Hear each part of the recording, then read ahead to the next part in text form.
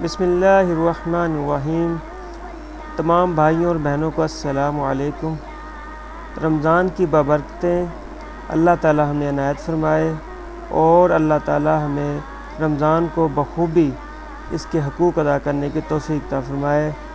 آج سے ہم ہر سپارے کا خلاصہ بیان کرنے کی کوشش کریں گے اور انشاءاللہ آج پہلا روزہ ہے تو پہلے پارے کا خلاصہ بیان کیا جاتا ہے۔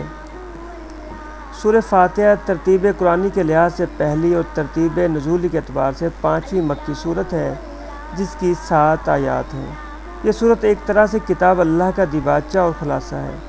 اس صورت میں مختصر طور پر ان مضامین کی طرف اشارہ کر دیا گیا ہے جن کا مفصل ذکر قرآن میں آئے گا، یعنی اس میں اللہ تعالیٰ کی پرورش عالم، وسعت و رحمت، روز قیامت، تمام مخلوق کے فیصلے اور انصاف یعنی اعمال خیر و شر کے نتائج اور جزا و سزا، حیات دنیاوی کے بعد آخرت کی زندگی، انسانی زندگی و معاشرت کے فلاح و نجات، سعادت و کامرانی کی راہ، خالص عبادت و ہر کام میں اس سے مدد مانگنے کا بیان، دنیا آخرت میں سرفراز ہونے والوں کا ذکر، مقہور و مغضوب اقوام کا بیان، شکی اور عزلی گمراہوں کا تذکرہ، یہی باتیں احکام شرع کا متن ہے۔ قرآن مجید کی 13 صورتوں کے بسیط و تفصیلی بیان کا خلاصہ اسی میں ہے۔ سورہ کا آغاز اللہ کی حمد سے بیان ہوتا ہے۔ الحمدللہ رب العالمین، یعنی تمام خوبیاں اور تعریفیں اللہ ہی کے لیے ہیں جو تمام جہانوں کا پالنے والا ہے، اس لیے سب کو اسی کی اطاعت و فرمانبرداری کرنی چاہیے۔ جو بھی اللہ کے حکم دیا گیا ہے اس پر عمل کریں، جس کام سے روک دیا ہے اس کو چھوڑ دیں۔ ایسا کرنے سے ہماری سب پریشانیاں دور ہو جائیں گی، کیونکہ رحمان و رحیم ہے، وہ بدلے کے دن کا مالک ہے، اس لیے کہ میدان حشر کی پریشانیوں سے بچنے کے لیے جہاں نیک اعمال کریں، حقوق العباد میں کوتاہی بالکل نہ کریں، ورنہ اپنی نیکیاں ان کو دینا پڑیں گی۔ اے اللہ، ہم تیری ہی عبادت کرتے ہیں اور تجھ ہی سے مدد چاہتے ہیں، ہمیں سیدھی راہ دکھا تاکہ ہم دنیاوی اور دینی فلاح حاصل کر سکیں۔ سورہ فاتحہ دعا ہے اور پورا قرآن اس دعا کا جواب، جس پر عمل کر کے دونوں جہانوں میں کامیابی و کامرانی ملے گی۔ سورہ بقرہ قرآن کی دوسری اور ترتیب نزولی کے اعتبار سے 87ویں صورت ہے۔ یہ سب سے طویل مدنی صورت ہے جس کے 40 رکوع ہیں۔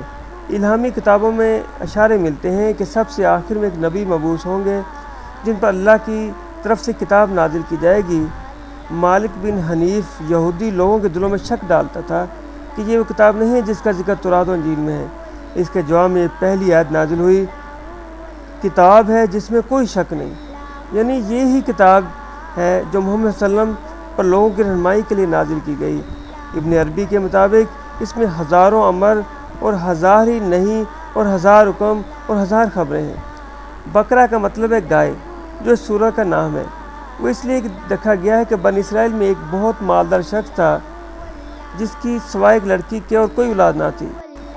اس کے بھتیجے نے سوچا کہ اسے قتل کر دے، اس کی بیٹی سے نکاح کر کے سب جائیداد بھی مل جائے گی اور قتل کی تہمت دشمنوں پر رکھ کر دیت بھی۔ ملزمان نے قسمیں کھائیں کہ قتل نہیں کیا۔ مقدمہ حضرت موسیٰ علیہ السلام کے پاس کیا، انہوں نے اللہ سے مدد کی دعا مانگی۔ اللہ نے وحی نازل فرمائی کہ ایک گائے ذبح کرو، اس کے گوشت کا ٹکڑا مقتول پر مارو۔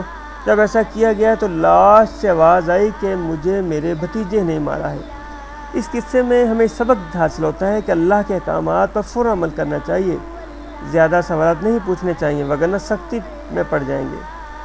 اس سورہ میں قصہ آدم و ابلیس سے بھی پتہ چلتا ہے کہ حکم الہی نہ مان کر مقرب فرشتہ ابلیس رندہ درگاہ ہوا، اور قوم یہود پر اللہ کے احسانات اور یہودیوں کی نافرمانی اور ناشکر پن کا بھی ذکر ہے جس میں ہمیں عبرت پکڑنی چاہیے۔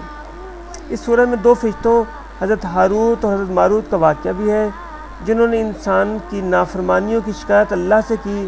اللہ نے بطور آزمائش انہیں دنیا میں بسا دیا۔ زہرہ نامی حسین عورت کو دیکھ کر یہ اس پر فریفتہ ہو گئے۔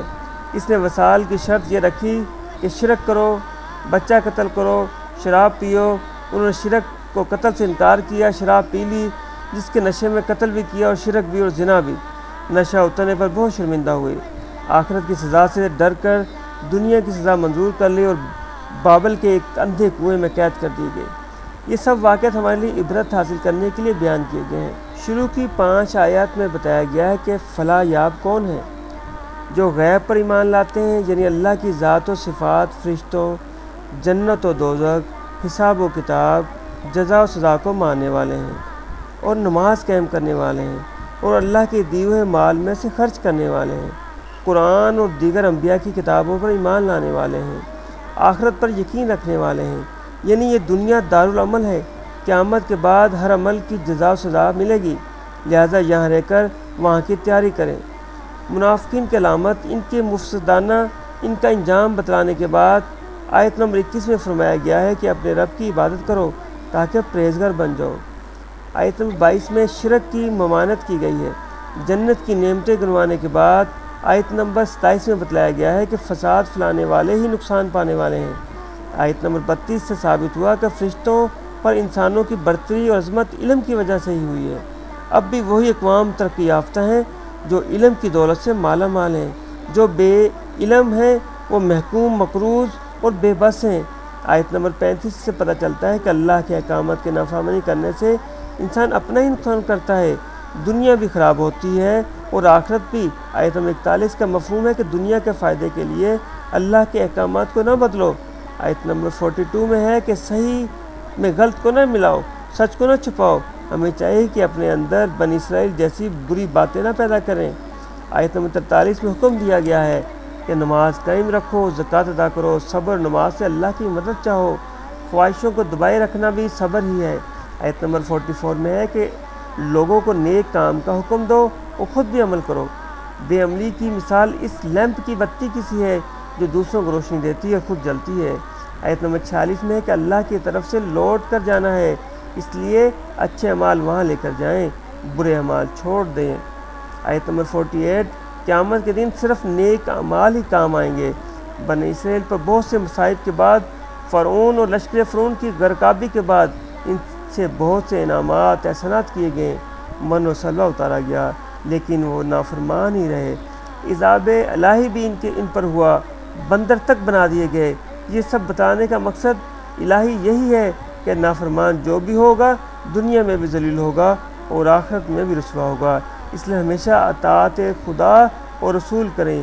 آیت نمبر 82 میں ہے کہ جنت میں وہی جائے گا جس کے اچھے عمل ہوں گے۔ آیت نمبر 100 کے روح سے جادو ٹونے کرنے، میاں بیوی میں جدائی ڈالنے کو منع فرمایا گیا ہے۔ آیت نمبر 109 میں درگزر کرنے کے لیے کام لینے کی تلقین کی گئی ہے۔ آیت نمبر 110 میں ہے کہ نماز قائم رکھو، زکوٰۃ دو، جو کچھ نیک کام کرو گے اس کا اجر اللہ کے ہاں ضرور ملے گا۔ آیت نمبر 114 کے مطابق سب سے بڑا ظالم وہ ہے جو مساجد میں اللہ کا نام لینے سے منع کرے، مساجد میں صرف اللہ کا ذکر کریں، دنیاوی باتیں نہ کریں، وگرنہ نیک اعمال ضائع ہو جائیں گے، گناہ الگ ہوگا۔ آیت نمبر 117 کے مطابق اللہ زمین و آسمان کا پیدا کرنے والا ہے، جب وہ کہتا ہے ہو جا تو وہ کام فوراً ہو جاتا ہے، اسے کسی شریک کار کی ضرورت نہیں ہوتی اور نہ معاون کی، لہذا سب کچھ اسی سے مانگو، وہ مانگنے والے سے چڑھتا نہیں ہے، خوش ہوتا ہے۔ آیت نمبر 124 میں ہے کہ میں ابراہیم و آل ابراہیم کو امام بناؤں گا لیکن ظالموں کو نہیں۔ مسلمانوں کا فرض ہے کہ اپنے آپ کو امامت کا اہل ثابت کریں، عصری علوم میں آگے بڑھیں، قرآنی تعلیمات پر عمل کریں تاکہ لیا جا سکے ان سے کام دنیا کی امامت کا۔ آیت نمبر 134 میں صاف صاف ہے کہ آخرت میں اپنے ہی عمل کام آئیں گے، آج جو بوگے وہ کاٹو گے، تم سے دوسروں کے اعمال کے بارے میں نہیں پوچھا جائے گا۔